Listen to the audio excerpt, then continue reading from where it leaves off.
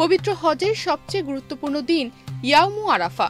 আরাফাতের বিস্তীর্ণ প্রান্তর আজ কেঁপে উঠছে কোটি কণ্ঠের ধ্বনিতে লাব্বাইক আল্লাহুম্মা লাব্বাইক, যার অর্থ হে আল্লাহ, আমরা হাজির, তোমার ডাকে সাড়া দিতে এসেছি। দুনিয়ার ১৫০টিরও বেশি দেশ থেকে ১৫ লক্ষাধিক হাজি আজ একত্রিত হয়েছেন এই ঐতিহাসিক ময়দানে।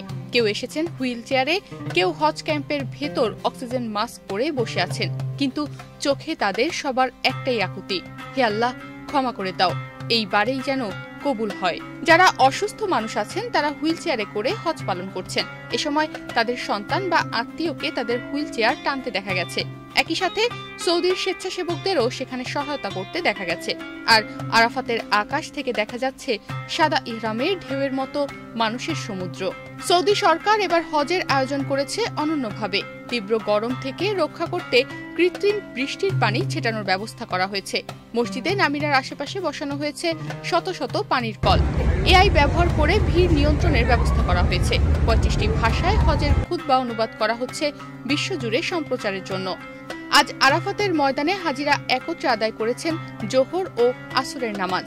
তারপর তারা সূর্যাস্ত পর্যন্ত থাকবেন আল্লাহর দরবারে দাঁড়িয়ে, বসে বা কেঁদে দোয়া করতে করতে। সূর্যাস্তের পর এই লক্ষ লক্ষ মানুষ রওনা হবেন মুজদালিফার পথে। সেখানে তারা রাত কাটাবেন খোলা আকাশের নিচে, আদায় করবেন মাগরিব ও এশার নামাজ একত্রে। ভোর হলে তারা যাবেন জামারাতে শয়তানের প্রতীক স্তম্ভে পাথর নিক্ষেপ করতে। সেখানে প্রতিটি পাথরের সাথে তারা ছাড়বেন জীবনের সকল পাপ, সকল গ্লানি। আরাফাত শুধু এক টুকরো ভূমি নয়, এটি তাওবার ময়দান, ইতিহাসের সাক্ষী আদম ও হাওয়া আলাইহিসসালাম এর পুনর্মিলনের স্মৃতি এবং রাসূল সাল্লাল্লাহু আলাইহি ওয়াসাল্লামের বিদায় হজের ভাষণের পবিত্র স্থান। আজকের এই দিনে ময়দানে দাঁড়িয়ে কেউ বলছে, হে আল্লাহ, তুমি না থাকলে আমার আর কে আছে। তনিমা রহমান, বাংলাদেশ প্রতিদিন।